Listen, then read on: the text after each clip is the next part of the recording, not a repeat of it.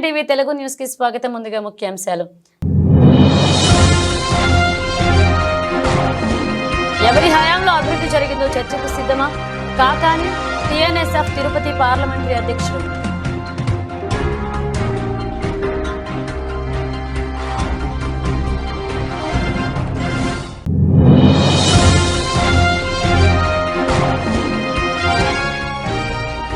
శ్రీ వారాహి అమ్మవారి ఆలయానికి కావడం వల్ల అధిక సంఖ్యలో విచ్చేసే అమ్మవారిని దర్శించుకున్న భక్తులు.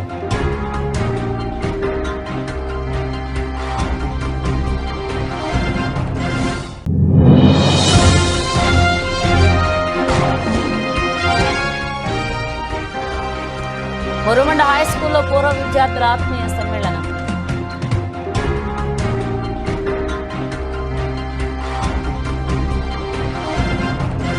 కాకినాడ జిల్లా పెద్దాపురం జాతీయ చెస్ స్కూల్ ఛాంపియన్షిప్ 2025 పోటీలను ప్రారంభించారు MLA Nimmakayala Chinarajappa. Andhra Pradesh chess association chairman KVV Sharma Peddapuram శ్రీప్రకాశ synergy స్కూల్లో 13వ under 17th national chess championship పోటీలను ప్రారంభించారు MLA Nimmakayala Chinarajappa. Andhra chess association chairman KVV Sharma 5 రోజుల పాటు జరిగిన ఛాంపియన్షిప్ పోటీల్లో పాల్గొంటున్న 28 రాష్ట్రాలు 1300 మంది ప్లేయర్స్ అని, ఇందులో 600 మంది ఇంటర్నేషనల్ రేటింగ్ కలిగిన వారు ఉన్నారని Andhra chess association chairman KVV Sharma తెలియజేశారు. అనంతరం ఎమ్మెల్యే నిమ్మకాయల చినరాజప్ప మాట్లాడుతూ శ్రీప్రకాశ్ సినర్జీ స్కూల్ క్రీడల హబ్బుగా ఉందని, దీనికి డైరెక్టర్ విజయప్రకాష్ కృషి ఎంతగానో ఉందని, జాతీయ స్థాయి చెస్ స్కూల్ ఛాంపియన్షిప్ 2025 పోటీలు జరగడం చాలా ఆనందదాయకమని ఎమ్మెల్యే నిమ్మకాయల చినరాజప్ప తెలిపారు. ఈ కార్యక్రమంలో పాల్గొన్న ఆంధ్ర చెస్ అసోసియేషన్ సభ్యులు, ప్రకాష్ టీచింగ్ స్టాఫ్, చెస్ క్రీడాకారులు పెద్ద ఎత్తున పాల్గొన్నారు.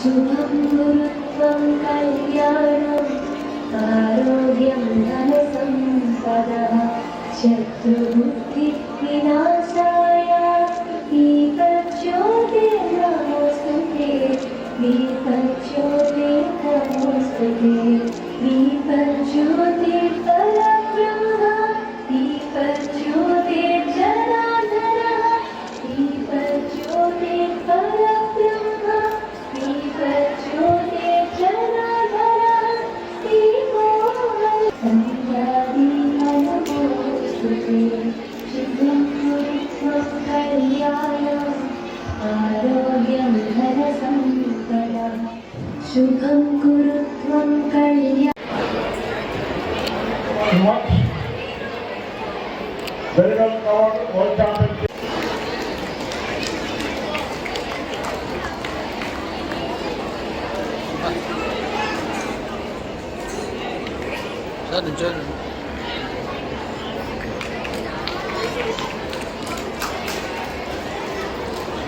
Bags, watches, gadgets are not allowed.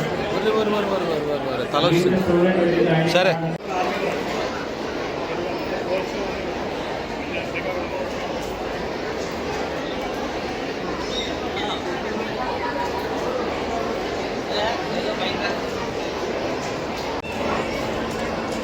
National School Chess Championship 2025 Open. On behalf of the organizing committee, we extend our heartfelt gratitude to our chief guest, Shri Nimal.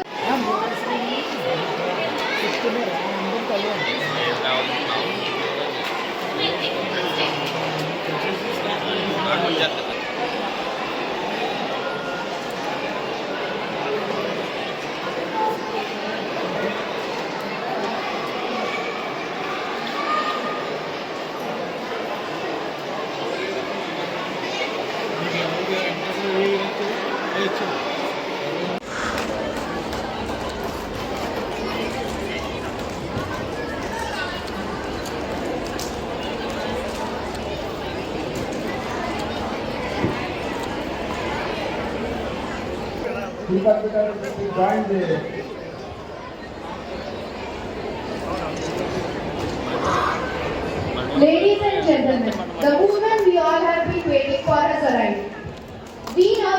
shall I request esteem Prasanthi Madam also to join here. Murthy garu Shri Nimakala Chinnarajappa.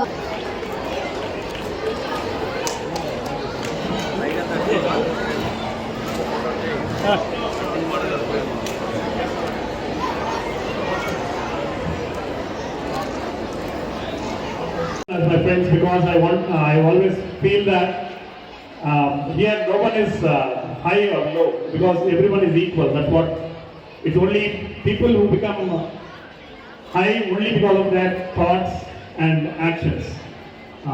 This is why I think at Sri Prakash we are always open for such tournaments. When Sharma called me, I said it's only possible for me during this slot. And he said, sir, 40 days is the minimum time to get a tournament allotted. But I said, I'm helpless. I can only do it during the slot. Only when we have this holidays, Pongal vacation. So finally, I think AACF and all other higher authorities have accepted. And thanks to all of them. And also thank you. I also welcome you all to this city of Pratapuram. This is the second oldest municipality of combined Andhra Pradesh. Pratapuram has a lot of history, and we have one from the family of history of Rajas of Pratapuram here, Sultan is here. And after that, we have a wonderful, what do you call? Chess టోర్నమెంట్కి వేదికపైన ఈనాటి ముఖ్య అతిథి గౌరవనీయులు పెద్దలు మాజీ హోంశాఖ మంత్రులు మాజీ ఉప ముఖ్యమంత్రి వర్యులు ప్రస్తుత శాసనసభ్యులు పెద్దలు గౌరవనీయులు శ్రీ నిమ్మకాయల చిన్నరెడ్డి గారికి మరి శ్రీ ప్రకాష్ చిన్నజీ స్కూల్ డైరెక్టర్ గారు మిత్రులు విజయప్రకాష్ గారికి మన స్టేట్ చెస్ అసోసియేషన్ చైర్మన్ గారు పెద్దలు శ్రీ శర్మ గారికి ముందుగా నమస్కారాలు. ఇక్కడికి ఇచ్చేసిన గెస్ట్కి అదేవిధంగా పేరెంట్స్ అందరికీ కూడా పేరు పేరున హృదయపూర్వక నమస్కారాలు తెలియజేస్తున్నాను. మరి పిల్లలందరికీ కూడా నా ఆశీస్సులు అందజేస్తూ పాత్రికేయ మిత్రులందరికీ కూడా ధన్యవాదాలు తెలియజేస్తున్నాను. ముఖ్యంగా మరి ఈ రోజున నేషనల్ లెవెల్లో మరి పెద్దాపురం లాంటి మీడియం టౌన్కి మరి 13th నేషనల్ చెస్ టోర్నమెంట్ని అలాట్ చేసినందుకు ముందుగా నేషనల్ చెస్ ఛాంపియన్ ఆర్గనైజర్స్కి అదేవిధంగా స్టేట్ చెస్ ఛాంపియన్షిప్ ఆర్గనైజర్స్ అందరికి కూడా ధన్యవాదాలు తెలియజేస్తున్నాం. ఎందుకంటే మనం ఇటువంటి మీడియం టౌన్స్లో ఇటువంటి టోర్నమెంట్స్ ఆర్గనైజ్ చేసినట్లయితే ఇది ఏదైతే స్పోర్ట్స్ ఏవైతే ఉన్నాయో అవి డెవలప్ అవ్వడానికి ఎక్కువ అవకాశం ఉంటుందని చెప్పి ఈ సందర్భంగా మనం చేస్తున్నాం. వారందరికీ కూడా ధన్యవాదాలు తెలియజేస్తున్నాం. ముఖ్యంగా మరి శ్రీ ప్రకాష్ చిన్నజీ స్కూల్ ఒక స్పోర్ట్స్ హబ్. మరి విజయప్రకాష్ గారు ఇక్కడ ఇంత బ్యూటిఫుల్ ఆడిటోరియం మరి టేబుల్ టెన్నిస్ అకాడమీని ఇక్కడ నిర్వర్తించడం, మరి అదేవిధంగా ప్రతి సంవత్సరం కూడా 1, 2, 3 టేబుల్ టెన్నిస్ టోర్నమెంట్స్ని కూడా ప్రతి సంవత్సరం కూడా ఆర్గనైజ్ చేయడం, అదేవిధంగా వేరియస్ గేమ్స్ కూడా మరి స్కూల్లో పిల్లలందరికీ కూడా కోచింగ్ ఇచ్చి వాళ్ళని ప్రమోట్ చేస్తున్నందుకు విజయప్రకాష్ గారికి ప్రత్యేకంగా ధన్యవాదాలు తెలియజేస్తాం. మరి నేషనల్ లెవెల్లో అనేక స్టేట్స్ నుంచి పేరెంట్స్ మరి ఎంతో కష్టపడి పిల్లల్ని టోర్నమెంట్లో మరి పార్టిసిపేట్ చేయించాలి అని ఇంట్రెస్ట్ తోటి మరి తీసుకురావడం అంటే చాలా ఆనందదాయకమైన విషయం. మరి పిల్లలందరూ కూడా ఇక్కడ మరి గేమ్ ఆడడానికి వచ్చిన పిల్లలందరూ కూడా ఉన్నారు ఇక్కడ. అలాగే పెద్దలు కూడా మరి మా సూర్యబాబురాజు గారు, విజయప్రకాష్ గారు, అలాగే శరణ్ గారు, స్టేట్ ప్రెసిడెంట్ గారు, ప్రెసిడెంట్ గారు ఉన్నారు. ఇంకా పెద్దలు చాలామంది వచ్చారు ఇక్కడికి. మనందరూ కూడా నమస్కారం. పిల్లలందరూ కూడా నా దేవంలో చాలా సంతోషం. ఎందుకంటే పెద్దాపురంలో మరి నేషనల్ ఈవెంట్ ఇక్కడ జరుగుతుంది. ఆ ఈవెంట్కి మన స్కూలు హోస్ట్ చేసి తక్కువ సమయంలో మరి 13th ఇది ఫంక్షన్, ఇది మన ఫంక్షన్ స్కూల్ ఫంక్షన్ ఇక్కడ చెయ్యాలి మనం మన ఆలోచనతో అడిగిన వెంటనే మన విజయప్రకాష్ గారు ఒప్పుకొని మరి అందరినీ కూడా ఇక్కడ తీసుకొచ్చారు. మరి ఇక్కడ వచ్చినప్పుడు మరి పల్లి ప్రాంతంలో ఉండదు మన అంతా కూడా వాతావరణం. నిన్నే పండుగ అయింది, పండుగలో అందరూ కూడా పండుగలు ఇన్వాల్వ్ అయ్యారు. మీరందరూ వచ్చారు, మనందరం కూడా గెస్టుల కింద చూసుకోవాల్సిన బాధ్యత మా మీద ఉంది. శ్రీప్రకాష్ గారు ఎప్పుడు కూడా మరి ఎవరినైనా హోల్డ్ చేయడంలో చాలా గొప్పగా చేస్తారు అందరినీ కూడా. ఎందుకంటే ఇదే కాదు ఆయన చూసింది, నేను చూశాను ఒక అకాడమీగా. మరి స్కూలు అకాడమీగా పనిచేస్తుంది. టేబుల్ టెన్నిస్ అలాగే అనేక గేమ్స్కి ప్రోత్సహించి ఎప్పుడు కూడా మరి ఏదో చేయాలి తప్పనితోటి పిల్లలందరినీ కూడా ఎడ్యుకేషన్లోనే కాదు, ఇవాళ గేమ్స్, స్పోర్ట్స్, అలాగే మన సాంస్కృతిక కార్యక్రమాలు అన్నీ కూడా చేయాలి అని చెప్పి ఎప్పుడు కూడా చేస్తారు ఆయన. చాలా సంతోషంగా భావిస్తూ ఈరోజు మరి భారతదేశ వ్యాప్తంగా అన్ని రాష్ట్రాల నుంచి కూడా మరి చెస్ మరి ఆడాలని చెప్పి ఆలోచనతో మీరందరూ కూడా వచ్చారు. ముఖ్య కారణం ఏంటంటే ఇదివరకు అయితే తల్లిదండ్రులు ఎడ్యుకేషన్కి ప్రాధాన్యత ఇచ్చేవారు. కానీ ఇప్పుడు తల్లిదండ్రులు మా పిల్లలు మంచిగా ఆడాలి, అలా ఆడమని చూడాలి, నేషనల్ లెవెల్లోకి మన పిల్లలు వెళ్ళాలి అన్న ఆలోచనతో తల్లిదండ్రులు వచ్చారు. కనుక ఇవాళ తల్లిదండ్రులు కూడా ఉండి ఇవాళ ఇక్కడ తీసుకొచ్చి ఇక్కడ గేమ్ ఆడించున్నారు. ఇందులో ఈ గేమ్లో మరి చాలామంది పెద్దలు వచ్చారు, ఐఏఎస్ ఆఫీసర్లు కూడా వచ్చారు, అలాగే ఐపీఎస్ ఆఫీసర్లు వచ్చారు, అలాగే డాక్టర్స్ వచ్చారు, ఇంజనీర్లు వచ్చారు. అంటే పిల్లలందరినీ కూడా అన్ని రంగాల్లోని మరి గేమ్స్లో కూడా ప్రాధాన్యత ఇప్పించాలని చెప్పి బ్యాక్గ్రౌండ్ ఉంది. పిల్లలందరూ కూడా మరి గేమ్స్లో ప్రాధాన్యత ఇచ్చినందుకు తల్లిదండ్రులు కూడా నేను అభినందన తెలియజేస్తున్నాను. జరగడానికి మా అందరికీ కూడా సలహా సూచనలు అందించి మమ్మల్ని ముందుకు నడిపించినటువంటి పెద్దలు గౌరవనీయులు శ్రీ రాజా చంద్రబాబు గారికి, మరి ఆల్ ఇండియా చెస్ ఫెడరేషన్ 5 రోజుల క్రితం ముఖేష్ గారు వరల్డ్ ఛాంపియన్షిప్ వచ్చినటువంటి రోజున ఆంధ్రప్రదేశ్కి గవర్నమెంట్ అలాట్ చేయడం జరిగింది. 1 month తక్కువగా కడియం మండలం మురమండ తమ్మన సూర్యప్రకాశం బొబ్బా జానకిరాం జిల్లా పరిషత్ ఉన్నత పాఠశాలలో 1983, 1984 సంవత్సరాల క్రితం విద్యను అభ్యసించిన విద్యార్థులు ఫ్యామిలీలతో ఈ గురువారం ఆత్మీయ కలయికతో పాత జ్ఞాపకాలను నెమరవేసుకున్నారు. తమకు విద్యను బోధించిన ఉపాధ్యాయులు కొండ్రెడ్డి రామోహనరావు, జొన్నలగడ్డ పుల్లాజీ, బోళ్ల రఘులకు గురు సత్కారం నిర్వహించారు. ముందుగా ఉపాధ్యాయులు విద్యార్థులతో కలిసి జ్యోతి ప్రజ్వలన చేశారు. పిదప అప్పటి ప్రధాన ఉపాధ్యాయులు దివంగత రిమ్మలపూడి రామారావు దంపతుల చిత్రపటానికి పూలమాలలు వేసి దివంగతులైన పూర్వపు విద్యార్థులకు నివాళులర్పించారు. తాము చదువుకున్న హైస్కూల్లో సరస్వతి విగ్రహ మండపం నిర్మించేందుకు సన్నాహకాలు చేస్తున్నామన్నారు. ఈ కార్యక్రమంలో నాలమాటి రామారావు, గుర్రం విఠలబాబు, వేలుపూరి శ్రీనివాస్, ముత్యాల వెంకటరమణ, పుస్తకాయల సూరిబాబు, ఉప్పులూరి సుశీల, దేవళ్ల రామ్మోహన్ రావు, చెరుకూరి నారాయణుడు, తూలూరి సూర్యప్రకాష్ రావు, అన్నందేవుల శ్రీనివాస్ తదితర విద్యార్థులు కుటుంబాలతో కలిసి పాల్గొన్నారు.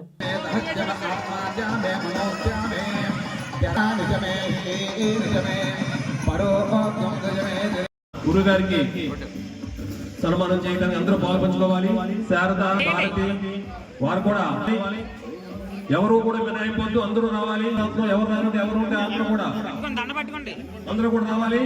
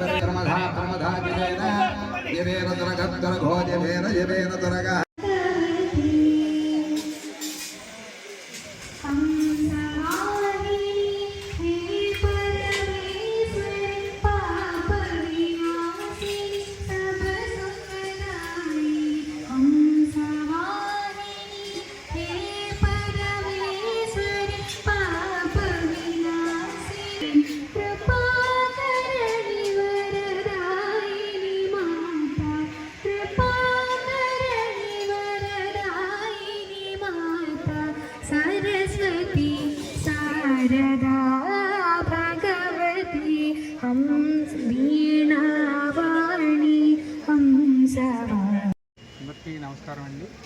రాజమహేంద్రవరం రూరల్ మండలం కడియం మండలం మురమండ గ్రామంలో 1983-84 10th క్లాస్ బ్యాచ్ విద్యార్థుల ఆత్మీయ సమ్మేళనం ఈరోజు 16వ తారీఖు జనవరి 2025 తారీఖున జరుపుకోవడానికి మీరందరూ సమావేశమయ్యాము.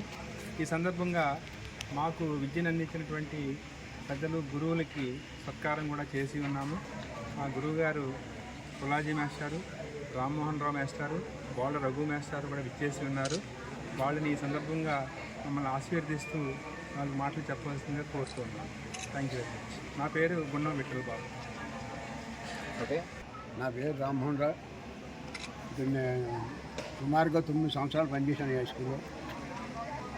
ఇక్కడ విద్యార్థులందరూ కూడా చాలా ఐకమత్యంగా ఉండేవారు, చాలా చక్కగా చదువుతున్నారు. ఇప్పుడు మంచి విద్యార్థులు వీళ్ళందరూ కూడా వచ్చి ఈ రకంగా మన ఆహ్వానించి మంచి ఉన్నతంగా మమ్మల్ని ఆనందపరిచినందుకు చాలా సంతోషంగా ఉంది. వీరందరూ కూడా మంచి వృద్ధిలోకి రావాలని, వారి పిల్లలు కూడా మంచి వృద్ధిలో ఉంటారని ఆశిస్తూ మా ఆశీస్సులు ఎప్పుడు కూడా వారికి ఉంటాయని. అందరికీ నమస్కారం అండి. నా పేరు జొన్నలగడ్డ పుల్లాజీ. ఈ పాఠశాలలో నేను చదువుకున్నాను. తర్వాత ఈ పాఠశాలలో నేను సుమారు 10 సంవత్సరాలు పనిచేశాను.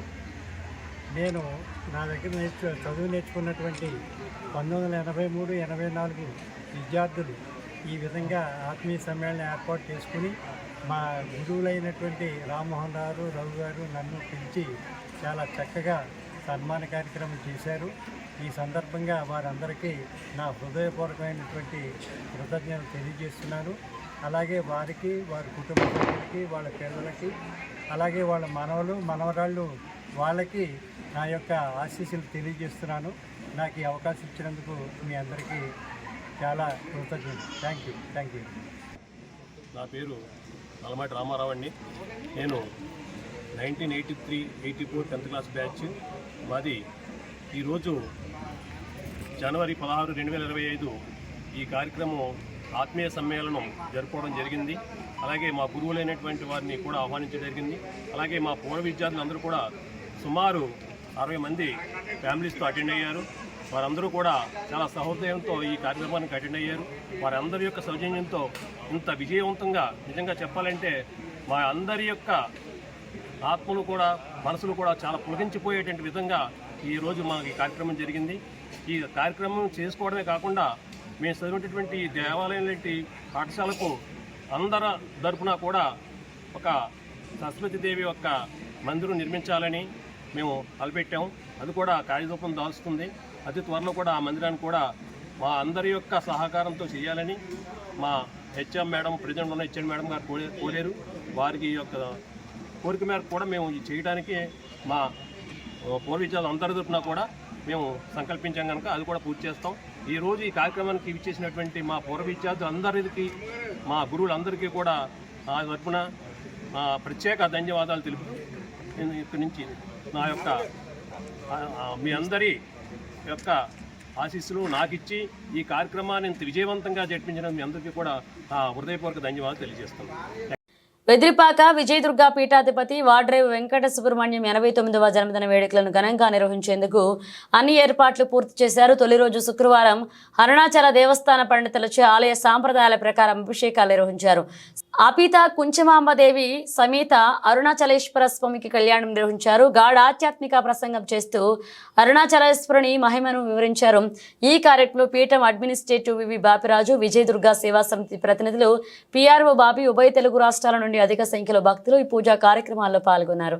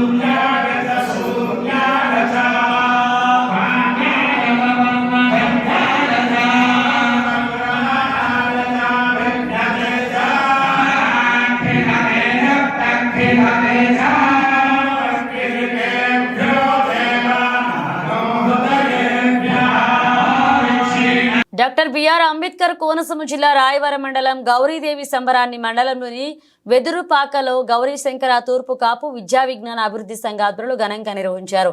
2 సంవత్సరాలకు ఒకసారి విజయదశమి రోజున అమ్మవారిగా భావించే వరి దుబ్బును తీసుకొచ్చి ఆలయంలో ప్రతిష్ఠించి కార్తీక పౌర్ణమి రోజున అమ్మవారి విగ్రహాన్ని తీసుకొచ్చి అప్పటి నుండి 3 నెలల పాటు నిత్యధూప నైవేద్యాలతో పూజలు నిర్వహిస్తారు. సంక్రాంతి వెళ్లిన తర్వాత ముక్కనుమ రోజున గౌరీదేవికి జాతర నిర్వహిస్తామని ఉత్సవ కమిటీ అధ్యక్షుడు తుంపాల లోవరాజు, కార్యదర్శి గోకాడ దుర్గాప్రసాద్, కార్యవర్గ సభ్యులు తెలిపారు.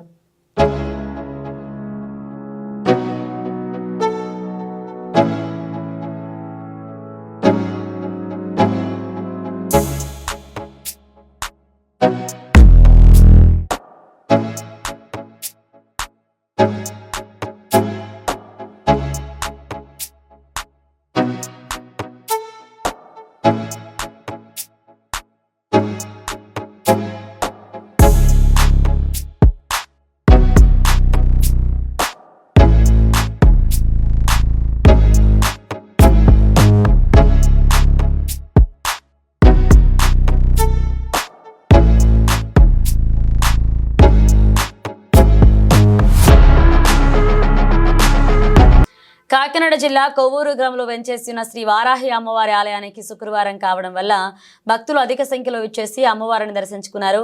ఈ సందర్భంగా ఆలయ ఫౌండర్ లక్ష్మీ ప్రసన్న మీడియాతో మాట్లాడుతూ అమ్మవారు దయ ఉంటే అన్ని అనుకున్నట్లుగా జరుగుతాయన్నారు.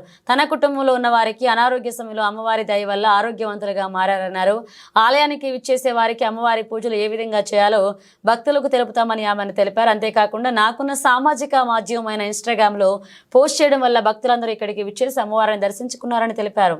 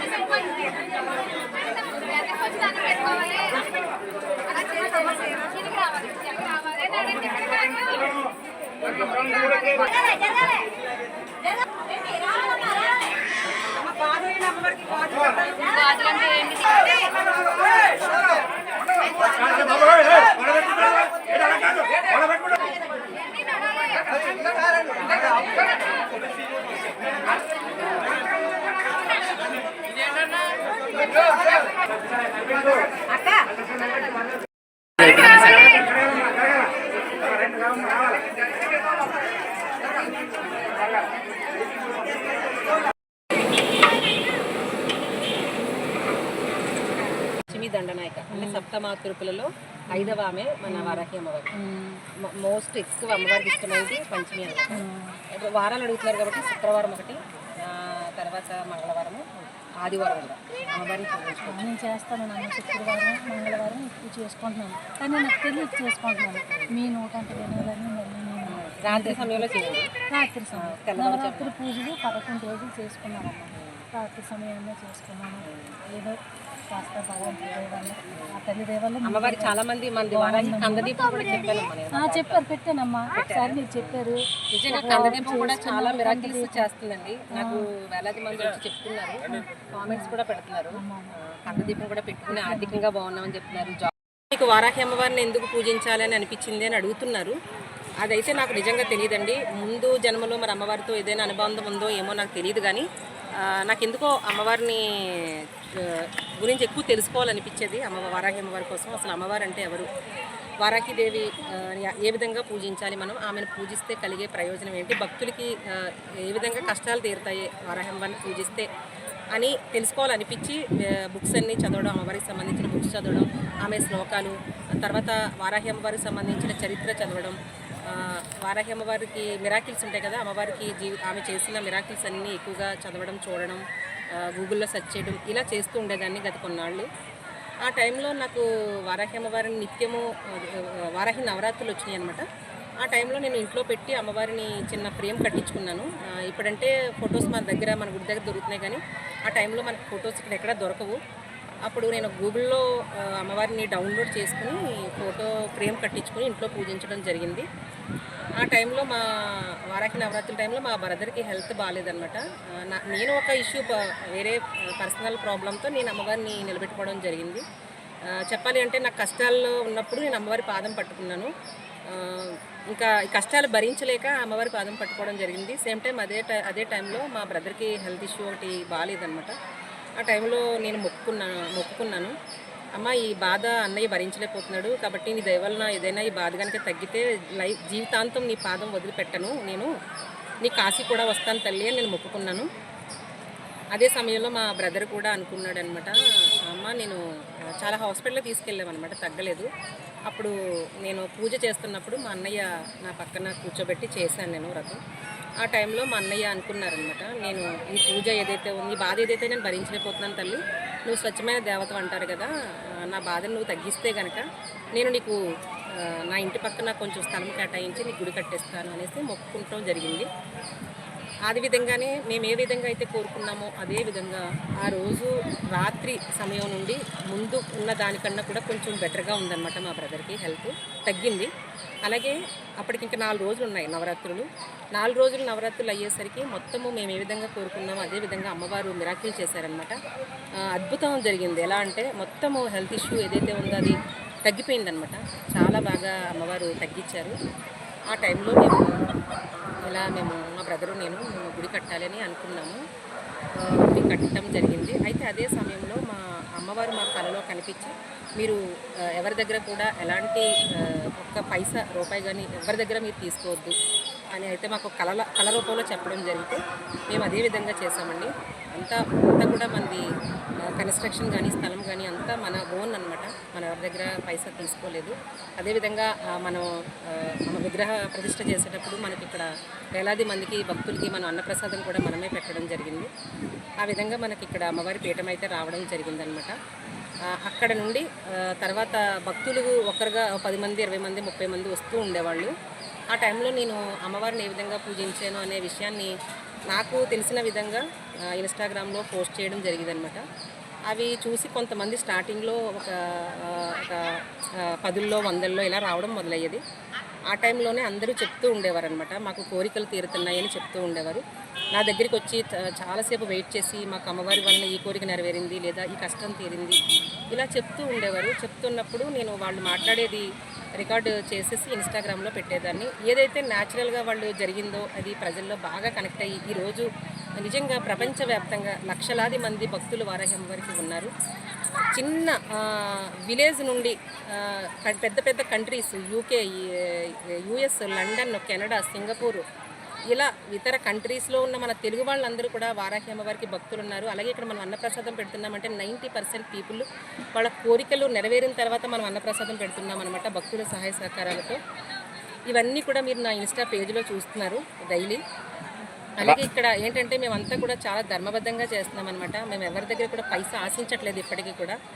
మనం ఏంటి అంటే భక్తులందరూ కూడా ఇక్కడ సమానం. భక్తులందరూ కూడా ఇక్కడ వారాహి అమ్మవారి దగ్గర సమానం అంతే తప్ప టికెట్స్ అనేవి పెట్టడం కూడా జరగలేదు. మీరు ఇది గమనించగలరు. మీరు ఏ దేవస్థానాన్ని చూసుకోండి, ఇది నేను చెప్పొచ్చో లేదో కూడా నాకు తెలియదు. కానీ మన గుడిలో ఎవ్వరికి కూడా సెపరేట్ టికెట్స్ అనేది ఉండదు. ఎక్కడ కూడా మీరు ఈవెన్ మేము కార్ పార్కింగ్ కూడా మేము ఇప్పటి వరకు ఫ్రీగానే ఇచ్చాము. అది కొంచెం ఇబ్బందికరంగా మారింది ఇప్పుడు.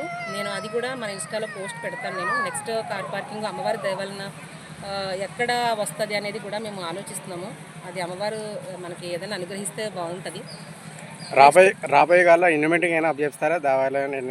లేదండి, మాకైతే అస్సలు అలాంటి ఆలోచనే లేదు. ఎండోమెంట్కి అప్పచెప్పాలన్న ఆలోచన అయితే లేదు. రాజకీయ నాయకులైనా ఒక పెద్ద పెడితే ఇబ్బంది అయినప్పుడు మీకు ఏమైనా ఇబ్బంది ఉందా? అంటే ప్రస్తుతానికి అమ్మవారి దైవాలను అలాగేమీ లేదండి.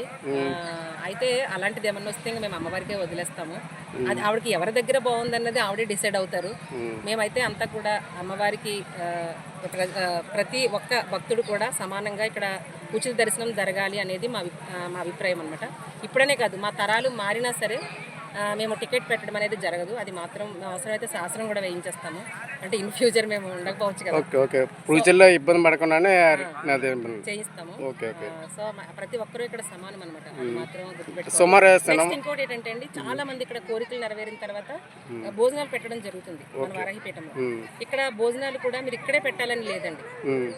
మీరు వారాహి అమ్మవారి దేవాలయం ఎవరికైనా అనుకున్న కోరికలు నెరవేరితే మీరున్న ప్రాంతంలోనే వారాహి అమ్మవారు పేరు చెప్పి, కొవ్వూరు వారాహి అమ్మ పేరు చెప్పుకుని భోజనాలు పెడితే కనుక అది ఒక వీడియో తీసి కనుక భోజనాలు పెట్టింది తీసుకొచ్చి మాకు చూపిస్తే కూడా మనం వారాహి అమ్మవారి చీరని ఇస్తామండి. అది కూడా ఇక్కడ జరుగుతుంది. అలా కూడా చేయొచ్చు. లేదు ఇక్కడే పెట్టాలనుకున్న వాళ్ళ ఇష్టం అండి. అది మనం ఎవరిని కూడా బలవంతం చేయకూడదు. అది అదొకటి గుర్తుపెట్టుకోవాలి. దీంట్లో మెయిన్ క్యాండిడేట్ మీరు కదండి, మీరని నేను మా అన్నయ్య గారు ఉన్నారు. మొత్తం అన్నప్రసాదం అన్నదానం సంబంధించి అన్నప్రసాద కార్యక్రమం సంబంధించి మొత్తం మా బ్రదర్ చూసుకుంటారు. నేనేంటంటే ఇలా భక్తుల్ని చేయటము, పూజలు చెప్పడము, అందరికి పూజలు అన్నీ చెప్పడము ఇవన్నీ చూస్తానన్నమాట. నెక్స్ట్ ఇంకోటి ఏంటంటే అండి, మనము అమ్మవారికి షెడ్ కూడా వేస్తున్నామండి. షెడ్ అంటే ఐ మీన్ కన్స్ట్రక్షన్ చేస్తున్నారు అమ్మవారికి సంబంధించి. అదే ఇప్పుడు జరుగుతుందండి. అది కూడా మనం ఉచితంగానే ఇస్తామన్నమాట ఇన్ ఫ్యూచర్ లో. ఇక్కడ ఏది కూడా మనీతో ముడిపడైతే ఉండదు. అది మాత్రం ప్రతి ఒక్క రాబోయే కాలంలో ఒకవేళ మీరు మెయింటైన్ చేయకపోవడం ఇన్వెస్ట్మెంట్కి దేవాదాయ కమిషనర్కి అయినా లెటర్ ఏం రాస్తారా? లేదండి, మాకైతే అసలు మేము అమ్మవారిని మేమే పూజించుకోవాలని అనుకుంటున్నాం. అసలు మేము అది తరాలు మారినా సరే మేము అది చేయాలనుకోవట్లేదు. మరి అది అంతా దైవదీనం. ఓకే ఓకే సరే. పొదలకూరు పట్టణంలోని తెలుగుదేశం పార్టీ కార్యాలయంలో శుక్రవారం పార్టీ నాయకులు మీడియా సమావేశాన్ని ఏర్పాటు చేశారు. ఈ సందర్భంగా టీఎన్ఎస్ఎఫ్ తిరుపతి పార్లమెంటరీ అధ్యక్షుడు కలగట్ల సందీప్ మాట్లాడుతూ ఎవరి హయాంలో అభివృద్ధి జరిగిందో చర్చకు సిద్ధమా అంటూ మాజీ మంత్రి కాకానికి సవాల్ విసిరారు.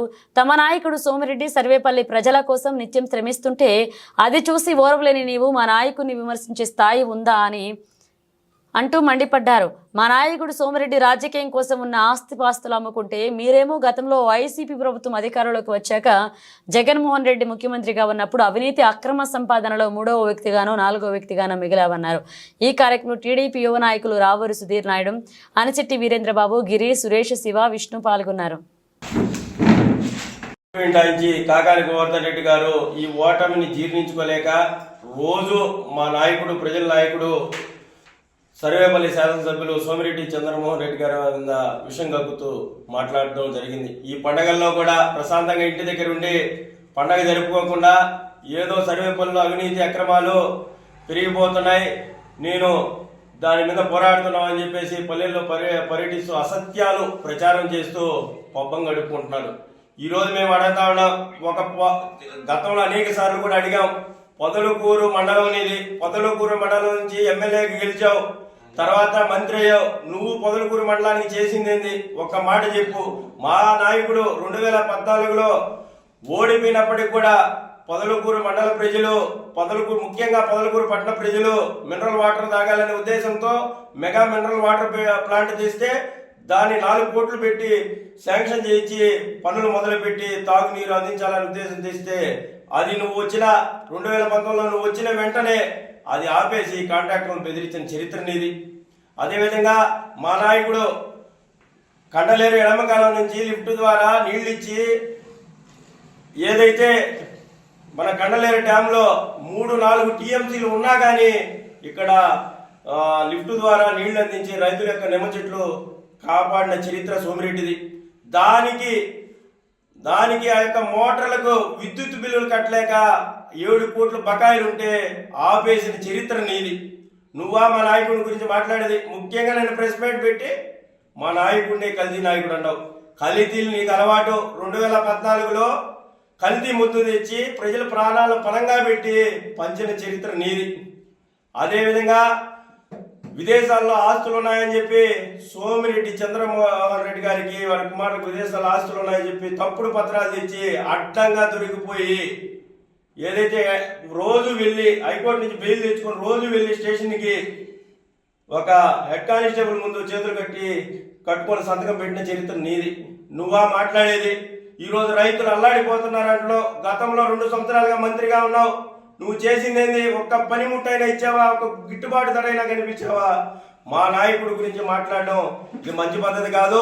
తొందరలోనే నువ్వు అరెస్ట్ కాబోతున్న విషయాన్ని, ఈ 3 కేసులు రుజువు అవబోతున్నాయి, అరెస్ట్ కాబోతున్న విషయాన్ని నువ్వు గ్రహించి ప్రజలు నువ్వేదో ప్రతిపక్షంలో పోరాడి ప్రభుత్వం నిన్ను వేధిస్తుందని చిత్రీకరించుకునేదానికి ప్రయత్నాలు తప్ప వాస్తవంగా ఈరోజు జగన్మోహన్ రెడ్డి అన్ని వ్యవస్థను నాశనం చేస్తే ఒక్కో వ్యవస్థను గాడిని పెట్టుకుంటూ చంద్రబాబు నాయుడు గారు ముందుకు పోతూ ఉన్నారు. అదేవిధంగా మొన్న మీరు ఫీజు రియంబర్స్మెంట్ ఆయన అంతకుముందు మీటింగ్లు పెట్టి విద్యార్థుల చేత జగన్ మామయ్య జగనన్న అని పిలిపించుకున్న మీ మాజీ ముఖ్యమంత్రి జగన్మోహన్ రెడ్డి పెట్టిన బకాయిలు కూడా నారా లోకేష్ గారు పాదయాత్రలో ఆయన దృష్టికి వస్తే విద్యార్థులను ఇబ్బంది పెట్టకూడదనే ఉద్దేశంతో 3 రోజుల ముందు ఒక 700 కోట్లు పాత బకాయిలు వదలడం జరిగింది. అది చిత్తశుద్ధి గల నాయకుడు, చిత్తశుద్ధి గల నాయకుడికి ఉండే విజన్ అంతే తప్ప నీలాగా వచ్చి గ్రామాల్లో తగులు పెట్టడం, అక్రమ కేసులు పెట్టడం, వావులేటిపాడులో దళితుల భూములు ఆక్రమించడం, అదేవిధంగా గ్రామాల్లో వాతావరణాన్ని నువ్వు రాజకీయాల రంగులు పులిమి వాళ్ళని రెచ్చగొట్టి పైశాచిక ఆనందం పొందే నాయకుడు నువ్వా మా సోమిరెడ్డి చంద్రమోహన్ రెడ్డి గారి గురించి మాట్లాడేది? ఈరోజు సోమిరెడ్డి చంద్రమోహన్ రెడ్డి గారు ఉన్న ఆస్తులను అమ్ముకొని రాజకీయం చేసేదే తప్ప మీలాగా మీరు తోడేరు వాసే ఈ చుట్టుపక్కల పరిసర ప్రాంత ప్రజలకు కూడా తెలుసు మీ ఆస్తుపాస్తులు, మీ వివరాలు. ఈరోజు నువ్వు ఎన్ని వేల కోట్లు నువ్వు చేసిన ఘనత ఒక్కటే. రాష్ట్రంలో జగన్మోహన్ రెడ్డి గారు ముఖ్యమంత్రిగా ఉన్నప్పుడు 1000 కోట్లు సంపాదించిన దాంట్లో 3వ ఓడు 4వ ఓడు అవినీతి సంపాదన ముందున్నావు తప్ప. నిన్న మాజీ మంత్రి గోవర్ధన్ రెడ్డి గారు మండలంలో పర్యటిస్తూ నిన్న ఇక్కడ ఒక ప్రెస్ మీట్ పెట్టి అవాకులు చవాకులు పేదం మనందరం చూసాము. అవినీతి గురించి సోమిరెడ్డి అవినీతి చేస్తున్నట్టు మాట్లాడుతున్నారు. గత 5 ఏళ్లలో ఈయన ఎమ్మెల్యేగా ఉండి మంత్రిగా ఉండి ఎంత అవినీతి చేశాడో మన నియోజకవర్గ ప్రజలే కాదు, జిల్లా ప్రజలు కానీ రాష్ట్ర ప్రజలందరికీ తెలుసు. మంత్రిగా ఉండి ఈయన రాష్ట్రానికి కానీ మన నియోజకవర్గానికి ఒరగబెట్టింది ఏమీ లేదు, అవినీతి తప్ప, అక్రమాలు తప్ప. అలాంటి గోవర్ధన్ రెడ్డి ఈరోజు మన పెద్ద ఆయన సోమిరెడ్డి గురించి అవాకులు మాట్లాడుతున్నాడు. గోవర్ధన్ రెడ్డి గారు, మీరు చేసిన అవినీతి జిల్లా ప్రజలందరికీ తెలుసు. మీరు ఇప్పటికైనా బుద్ధి తెచ్చుకొని ఇలాంటి మాటలు తగ్గించుకుంటే మంచిది. మీరు ఎవరు చేయనట్టుగా ఏకంగా కోర్టులోనే దొంగతనం చేసిన కోర్టు దొంగ మీరు. రాష్ట్ర ప్రజలతో ఆరోగ్యంతో మీరు వ్యవసాయ శాఖ మంత్రిగా ఉండి మీరు జిల్లాకు కానీ నియోజకవర్గానికి చేసిన కనీసం ఈ కాలువలు కూడా క్లీన్ చేసిన పాపాలు పోలేదు 5 ఏళ్లలో. చూడండి, నాకు తెలిసి ఏ ఊరికి పోయినా కానీ ప్రతి ఇరిగేషన్ కెనాల్ అన్ని కూడా నీట్గా చక్కగా బ్రహ్మాండంగా నీళ్లు పారుతున్నాయి. అదంతా సోమిరెడ్డి గారు చేసిన ఘనత అది. మీరు ఎడమ కాలువ దానికి కరెంటు బిల్లులు గట్లా ఆపేసిన చరిత్ర మీదైతే 65 కోట్లు పెట్టి దాన్ని తెచ్చిన చరిత్ర మా సోమిరెడ్డి గారిది. పదకొండు మండల ప్రజలకు అయితే తాగునీటికి ఇబ్బందిగా ఉంటే 4 కోట్లు పెట్టి దాన్ని తెస్తే మీరు దాన్ని కూడా మీ కమిషన్ కకృతి కోసం కాంట్రాక్టర్ బెదిరించి దాన్ని మూసేసిన చరిత్ర మీది. అలాంటి మీరు ఈరోజు సోమిరెడ్డి గారి గురించి, టీడీపీ గురించి మీరు మాట్లాడుతున్నారంటే హాస్యాస్పదం. అది మీరు కోర్టులో ఇష్టపడ్డ కోర్టులు ఏకంగా మీ కమిషన్ల కోసం ఇది టోల్ గేట్ పెట్టి ఆ కోర్టుని చెన్నై పోయేటట్టు చేసిన అవినీతి పరులు మీరా మాట్లాడేది.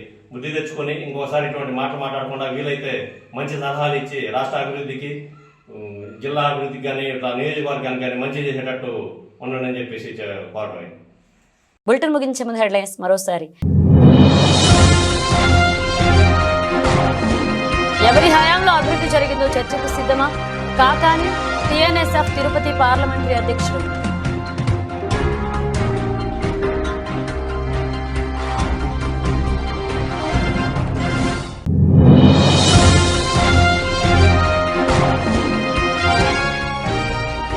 శ్రీ వారాహి అమ్మవారి ఆలయానికి కావడం వల్ల అధిక సంఖ్యలో విచ్చేసే అమ్మవారిని దర్శించుకున్న భక్తులు.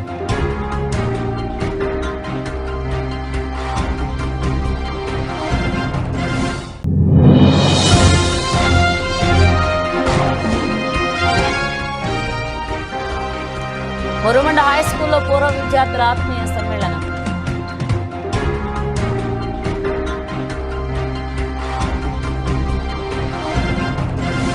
ఇవి బులెటిన్ అప్డేట్స్. మరిన్ని అప్డేట్స్తో మళ్ళీ కలుద్దాం.